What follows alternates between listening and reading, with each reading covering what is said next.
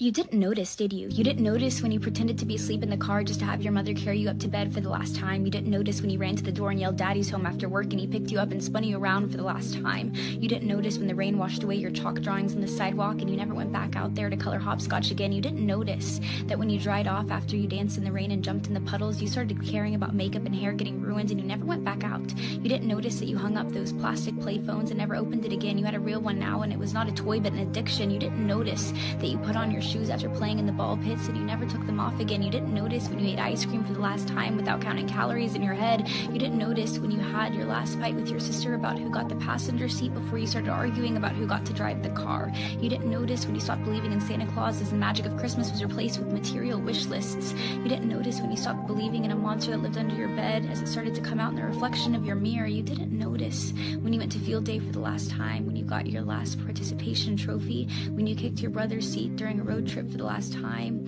when you had your last play date with your Barbies, when you had your last Disney movie night with your family. You didn't notice that grandparents don't last forever. You didn't notice that your childhood cat wasn't eternal. You didn't notice your parents are growing up too. You didn't notice it, do you?